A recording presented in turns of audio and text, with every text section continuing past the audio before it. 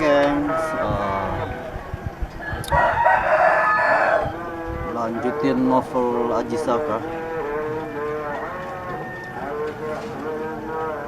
Kita masuk ke page 11.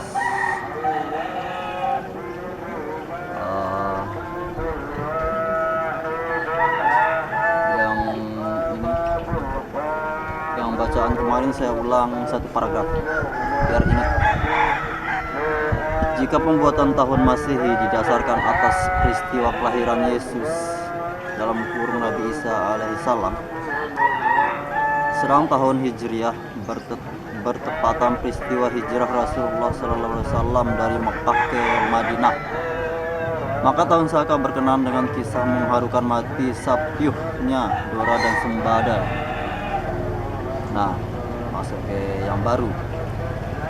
Menurut penulis, meski kisah Haji Saka tersebut sebelum hadirnya agama Islam, namun ajaran falsafahnya dalam aksara Jawa sangatlah Islami, yakni mengandung suatu substansial atau esensial yang bersifat universal. Diciptakannya dunia untuk manusia, maka Allah SWT mengirimkan utusannya agar menyampaikan risalah tauhid, maksudnya menomorsatukan Allah SWT dalam kehidupan dengan menyembah kepada Allah dan mengikuti syariat yang berlaku di zamannya. Kehadiran sang utusan Tuhan yang disinyalir dalam Anacaraka diharapkan menjadi panutan atau teladan bagi segenap umat manusia. Tetapi kenyataannya para rasul tersebut ditolak atau ditentang oleh kaumnya, dizalimi, diboikot, diolok-olok, dianggap sebagai orang gila, diusir dari kampung halamannya hingga dibunuh. Begitulah yang tercermin dalam data Sawala bahwa kenyataannya benceng cuek, berlainan atau terjadi perselisihan paham. Pada jayanya mengisyaratkan bahwa antara sang utusan dalam kurung rasul dengan orang-orang kafir memiliki keyakinan yang sama-sama kuatnya. Keduanya tak bisa dipertemukan dan bersifat hitam putih, atau seperti tidak bisa menyatunya antara air dan minyak. Dua golongan yang sama-sama mengklaim kebenaran ada di pihaknya masing-masing. Maka lebih baik diserahkan kepada setiap orang jalan manakah yang hendak dia pilih. Jika beriman dalam kurung mukmin akan dijanjikan surga Tuhan, tetapi jika kafir akan dibalas dengan neraka. Demikianlah kiasan dalam ungkapan Magabat Hanga, yakni terserah kepada Anda. Dan kenyataannya tidak ada paksaan dalam memasuki agama Islam. Allah pun juga memberikan keleluasan atau kebebasan kepada manusia supaya memilih jalannya masing-masing dengan konsekuensinya sendiri-sendiri. Benarlah yang tertuang dalam surat Al-Kafirun, lakum dinukum waliyadin, bagimu agamamu dan untuk agamaku. Tulungagung 1 Februari 2010, lawan Susetia. Ini kata pengantar atau prolognya doang.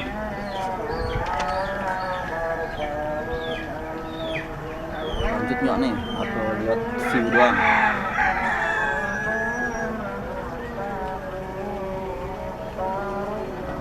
Halaman selanjutnya judulnya teriring ucapan selamat ulang tahun. Yang pertama buat putri kembarku. Ini masih kata pengantar. Ayu Susetia dan Listia Susetia, nanti ditulis di video. Baca buku kayak ini ya, kirim surat. Judul 1, pembicaraan tentang sastra alam.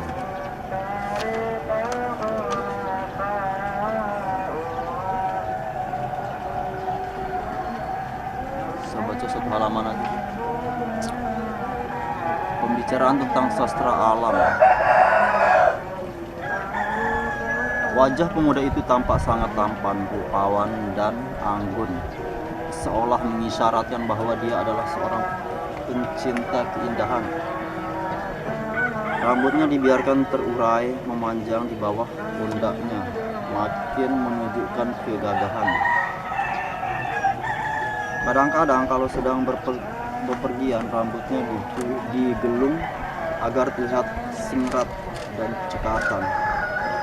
Tinggi badannya berukuran sedang untuk ukuran orang Hindustan, orang India di kawasan Asia. Namun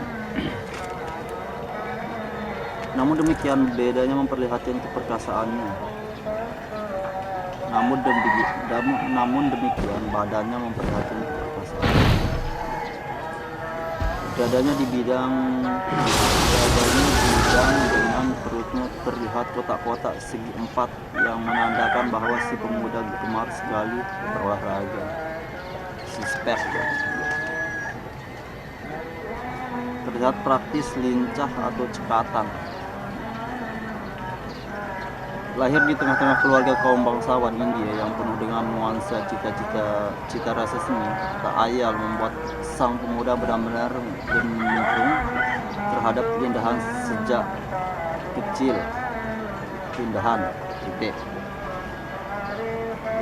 Sejak kecil ia ditempa dengan pendidikan olah vokal dalam seni suara, termasuk memainkan berbagai alat musiknya, sehingga ia dapat menyanyi lagu-lagu India dengan suara merdu.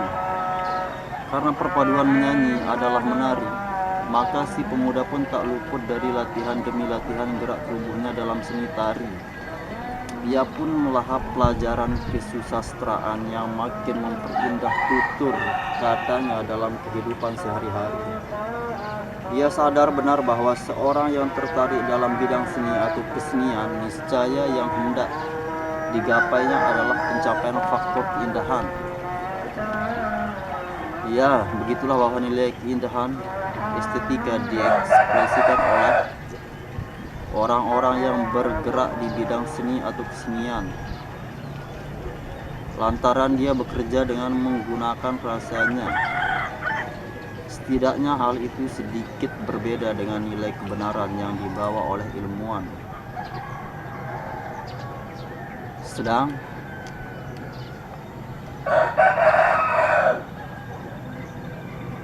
Sedang nilai kebaikan etika diajarkan oleh para resi, pendeta, biksu, atau orang-orang yang berkecimpung dalam ilmu hikmah. Karena ia bertualang dalam bidang keindahan, maka tak henti-hentinya ia memikirkan segala sesuatu yang bertautan dengan seni budaya secara global. Tampaknya sang pemuda itu amat merindukan adanya suatu perkawinan budaya yang menghasilkan suatu keindahan yang digali dari perkawinan antara kebenaran dan kebaikan. Ia tidak suka sesuatu yang berdiri sendiri.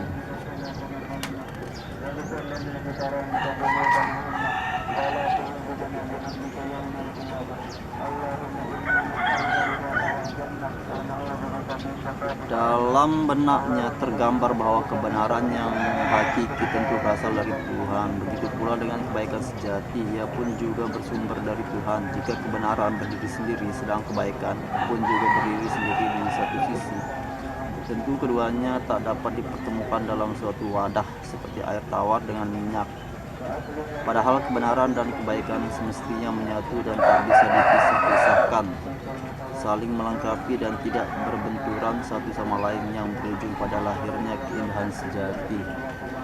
Sekian, wassalamualaikum warahmatullahi wabarakatuh.